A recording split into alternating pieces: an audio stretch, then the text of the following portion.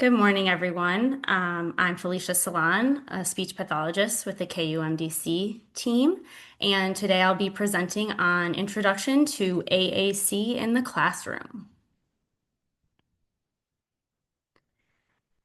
So what you'll be able to take away from this presentation, you'll be able to identify what AAC is, you'll be able to identify populations who may use AAC, you'll be able to identify the various types of AAC that can be used, and then you'll be able to understand the ways in which AAC can be implemented within the classroom.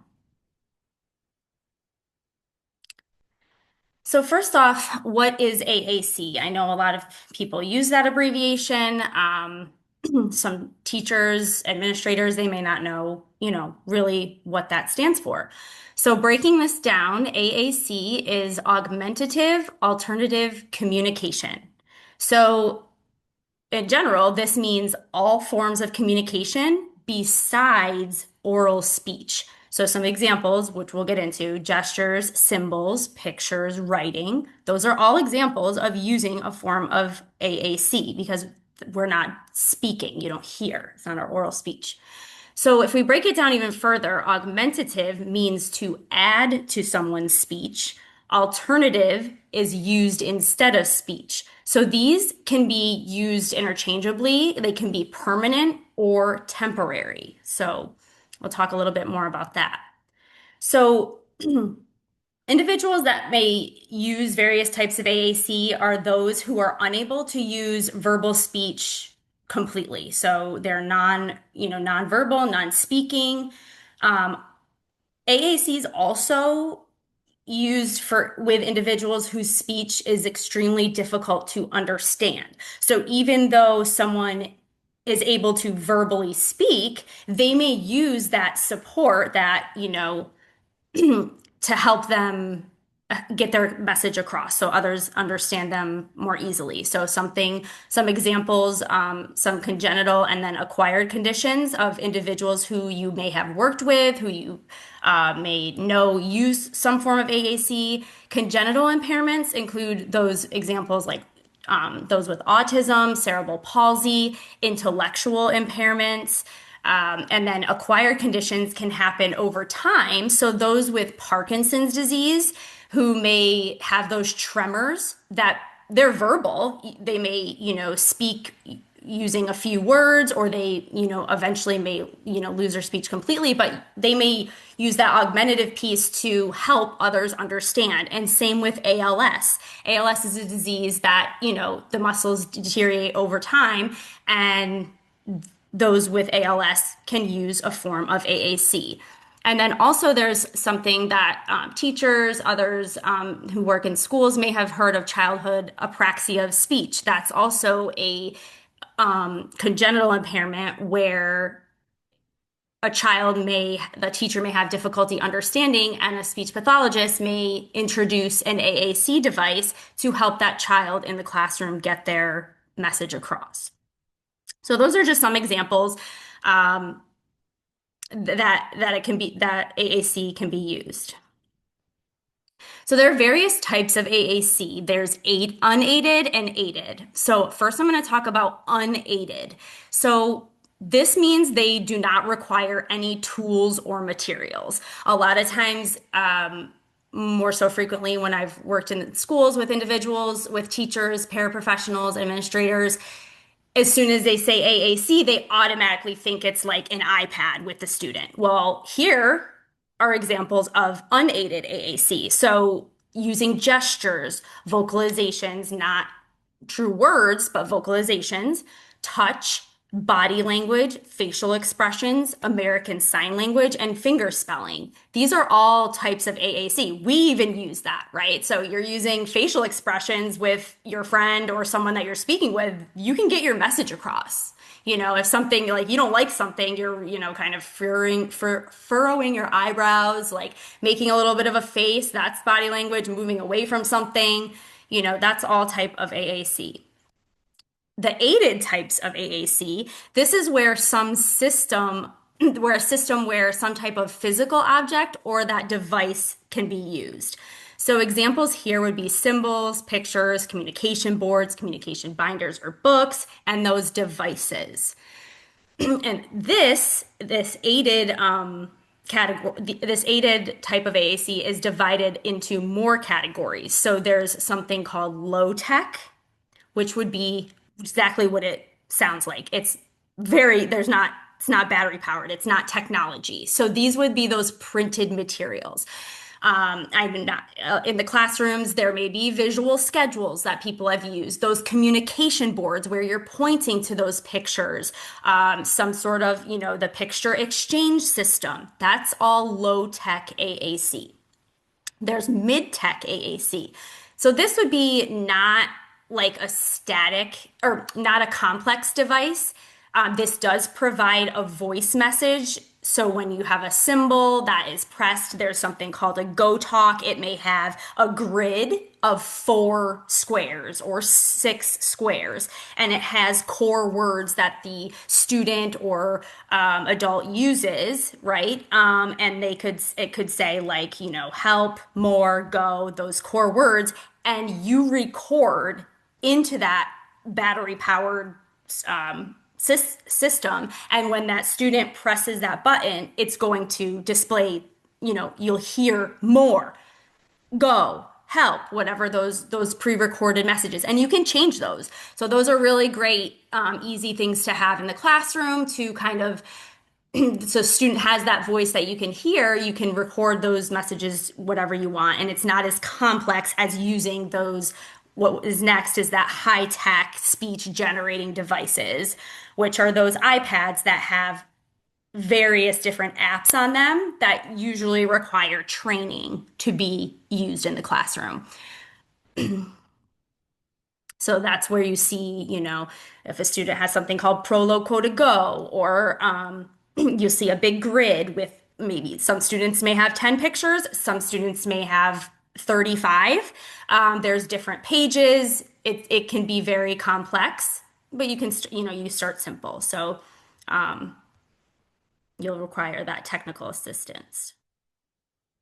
So those low-tech examples where I was talking about that picture exchange communication system, that word is, that term is often thrown around, not really understanding exactly how to use it, but various forms can be used in the classroom, using what a student may want to request something. They bring you a picture of, crackers or whatever they want.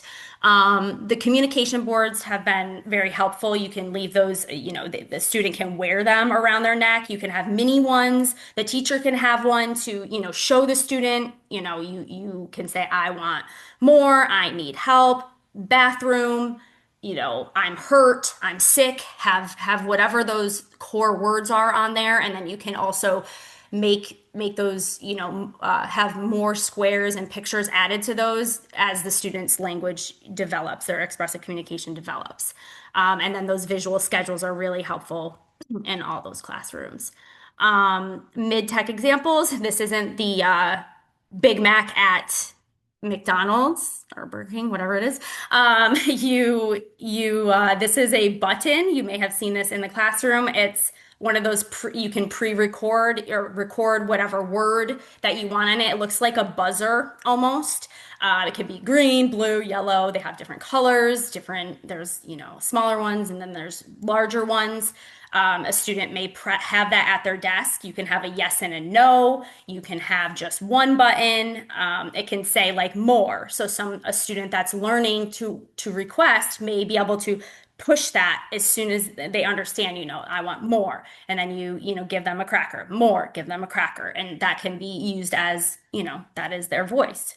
The Go Talk is that grid that I was talking about. It may have 4 squares, 6 squares. You can pre-record those core words and vocabulary words that they're using in them. And then those high-tech examples would be the tablets. So you may have heard of Dynavoxes and then the iPads, and then they have all of these different apps. There's a lot of apps out there, which there are a lot of training sites. You can go to Proloco to Go, and they have phenomenal resources, videos that you can watch, that you can, you can receive support, if you have questions. It's very informative, but they are very complex. Computers, you may have seen a student use an eye gaze device where they have the iPad or some sort of technology, the Dynavox that they're using is um, they use their eyes, they turn their head, and it moves to the actual picture that they want to say. So if they're unable to point and press buttons and use the actual iPad, that can be placed in front of them, and then they use their eyes to speak, and it's really, really, really neat to see. And then the Megabee assisted communication and writing tablet, that's the older version. We don't really use those anymore. It's very large, and a lot of you wouldn't want to transport that. So some benefits of using AAC, we want to give a voice to everyone, right? So everyone deserves a voice. Everyone, deserves to get their needs met some way, somehow, and there are various ways to do that. This helps establish a means of independence for the user, so the student is able to express and say, I don't like that, or I want more, instead of someone assuming or speaking for them just because maybe they're non-speaking. Maybe they are using those gestures when they're angry. Maybe they're throwing something on the ground. Well, that would be great, if they had that some form of communication where maybe they're not just throwing, but they're able to use their voice, whether it be on that communication board. Maybe you can model it for them and say, I'm mad, or I'm sad, or, I want more, or they're using that high-tech device that has that speech generation where they could say, I want more. This supports development of language skills and comprehension. So you always want to be, introducing and increasing those language skills. A student may start by just that single word using more, and then you're going to work on expanding that to want more, and then I want more, and then introducing new vocabularies. I want more crackers, and then maybe starting to introduce manners. I want more crackers, please. So you really, it's always supporting those language skills. And then also the social skills. If your students in the classroom, they want to socialize and they have that voice and they're able to do so, whether it be on that communication board or that speech generating device, they're able to socialize and say, good morning, how are you? I'm sick. I don't feel well. However, whatever they want to talk to about, to the teacher, to their friends, give me the crayon. They can start to, sit next to somebody and ask for things. And it gives the user a sense of inclusion. They feel like they're being heard, right? That goes with giving a voice to everyone. They want to be heard. Everyone wants to be heard. And this helps to increase opportunities for community involvement and employment. So you always want to continue if the student starts off in preschool with something, some sort of form of communication, they're always, you want to follow them all the way up until you can help them out when they get their first job. Maybe they're using a speech generating device. Maybe they're using a little necklace that they have a communication board on, and they're able to, use that to help them in their everyday life. So, using AAC in the classroom, these are going to be some examples of how you can implement this and use it every day in the classroom. So, some examples would be arrival and departure. That that goes with that socialization. You can use single words or phrases to greet others, right? So if I have my speech generating device and I walk into the classroom and it may already be programmed, the speech pathologist, their parent may have already programmed it, or the teacher may have programmed it to say, good morning, Miss Selan, how are you? I press that and that comes out, and then I can say, I'm good, Jimmy, how are you? And we can have that conversation, or we can just say, I'm good. And then, depending on the level, if the students, what kind of mood they're in that day, if they want to continue. And then they can use that with their friends as well. You can use words and phrases to request actions and answer questions. So maybe they need help taking their backpack off. Help me, like, and they may be, pointing to their backpack. You can, they're requesting something.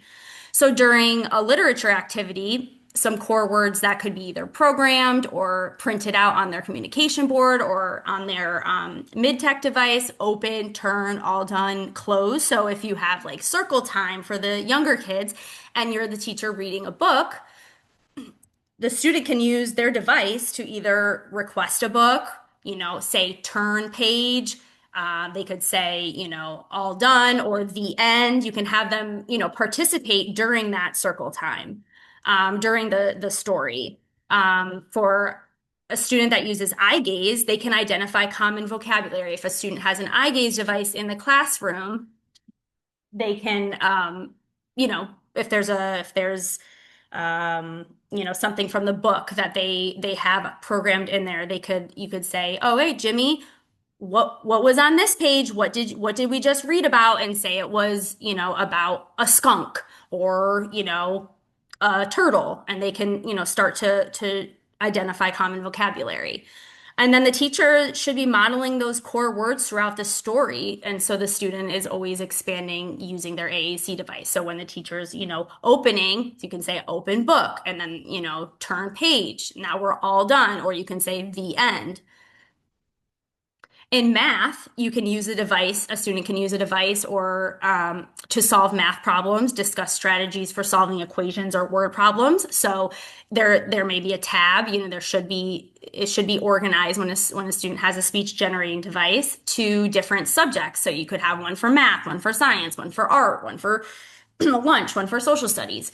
And the student can go to that tab, press math, and then, you have to keep adding to it based on, if you're, whatever you're learning about in the classroom or whatever you're teaching, that should be in there. So if it's like addition or subtraction, then the student can be part of that, right? And then using those core words in math, you'll see same, different, more, less, short, long. So the students, are always exposed to that vocabulary.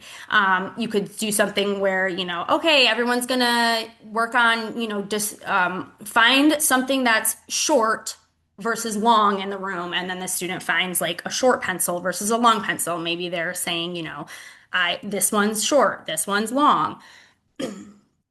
And lunch, this is a popular time to model and use the AAC is with food, right? So using core words, more, want, all done, eat, drink. The students can use that output device to order lunch. So in the school sometimes I've seen a teacher, kind of stand next to the student that's using the AAC device and they bring it to the lunch line and they say, I want pizza, please. I want chocolate milk. And they have it programmed for them so that they're using their voice to order their lunch. Someone isn't doing it for them. It's giving them that sense of independence as well as choices, right? Everyone wants choices. The student may not, if they didn't want pizza that day and someone just sat the pizza in front of them, then they're not going to eat, right? Students can use picture symbols on a lunchbox or lunch tray to make requests, make comments, or reject. So using those, if they're not using that speech generating device, using pictures, if they say, yucky or yummy or it's good, maybe they're like commenting with their friends, like showing them, oh, I don't like this, I like this, or I don't want this when someone puts something in front of them. In recess or like PE, using those core words: stop, help, jump, run, go, my turn, your turn, ball. Students can use picture symbols on a necklace. So again, using a student may wear those core words or have picture symbols on their necklace to request activities. So if they have like ball or like a basketball. Maybe they want to play basketball instead of soccer, or they want to go to the playground, right? They want to go down the slide, or they want to go on the swing. They can use that to request. And then using a speech generating device is fun to participate in games such as Simon Says. So a student may be Simon, right? And they have all of body part page on their speech generating device. And they say, Simon says, touch head, touch, nose. And then, they can be part of those group games. And then in art, students can use their communication board or voice output device to request colors, markers, crayons. So that's also a popular page or section to have in that generating device or communication board, have all those colors listed. And then the student can say, I want blue, please, or I want blue marker, I want blue crayon to, request. So I was talking about modeling, always have, making sure you're modeling for the student because that's how they learn to use AAC is through exposure and modeling from their communication partner, which is you, a teacher, an SLP, a paraprofessional, an administrator, a parent, a peer. So anybody that's you're having that conversation with or that they want, to have a conversation with that you're the communication partner. So when you're modeling, this involves pointing to or activating a symbol on the AAC system as you speak so that the students can experience and use their AAC system to communicate effectively.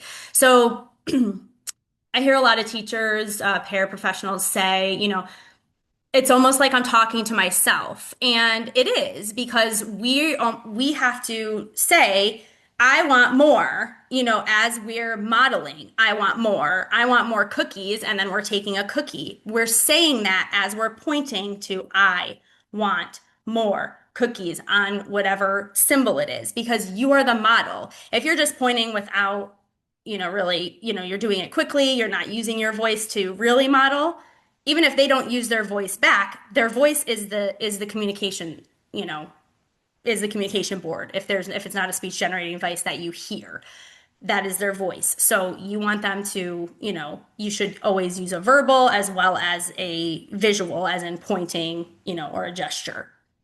So this helps students learn the AAC system faster because you're not just going to put it in front of them and expect them, all right, we're in class now. Here it is, Jimmy. And then you just go to the front of the room and then you never, show any of where the symbols are for the entire day. They're not going to know how to use it.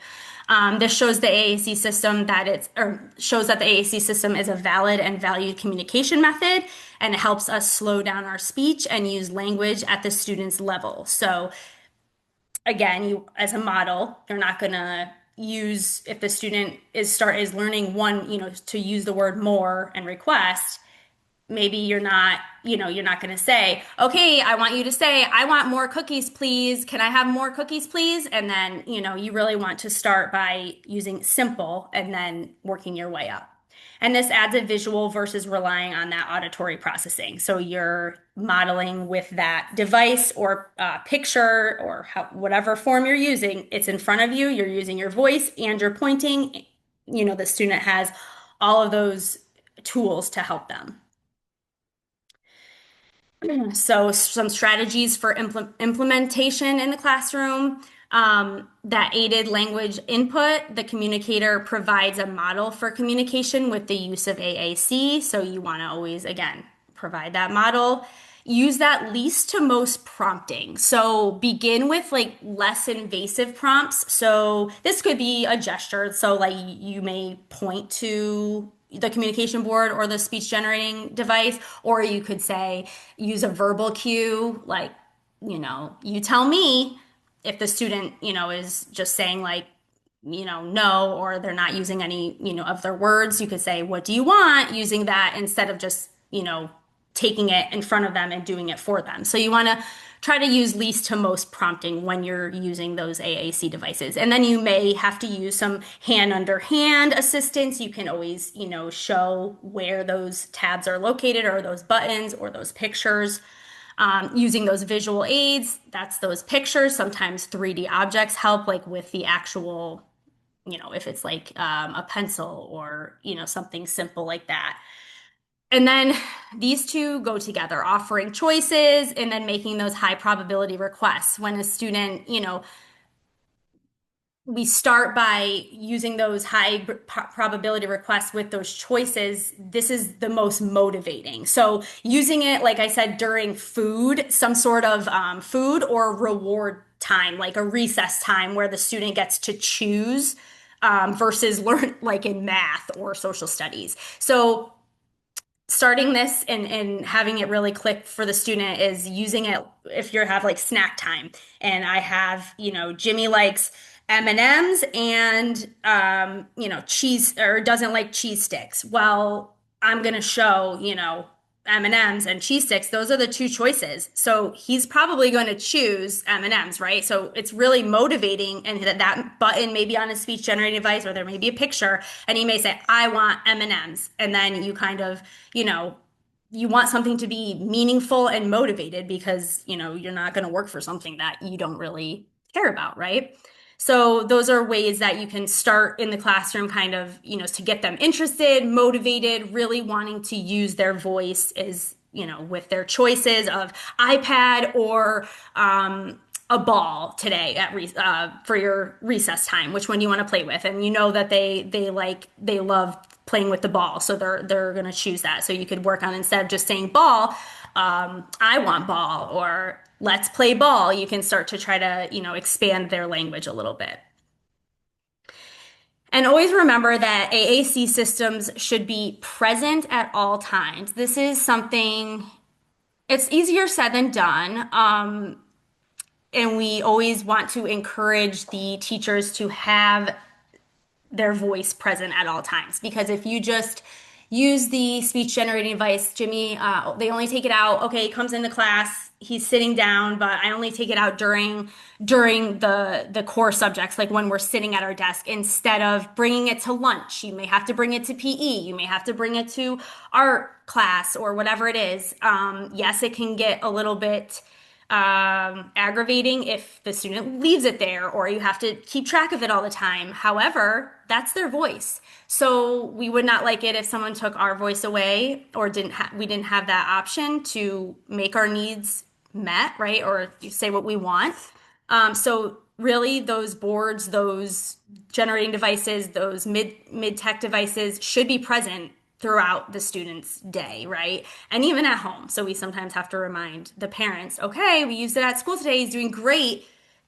Continue this at home. Like let's generalize that so that, he's getting his needs met. Always try to have them be consistently organized. We don't want it to be a book that has, art supply, like we've got the colors on squares 1 and 2, and then it goes to math, and then lunch, and then reading, and you kind of want to have, again, those tabs or those pages organized. Continuously model that, and then recognize again that this is the user's voice. So we again want that usable across various contexts and settings. So across the school, all throughout the school day, every subject, every time that they're, in the school, and then we can always encourage the parent as well to use that at home. And that is my presentation. Here are the references.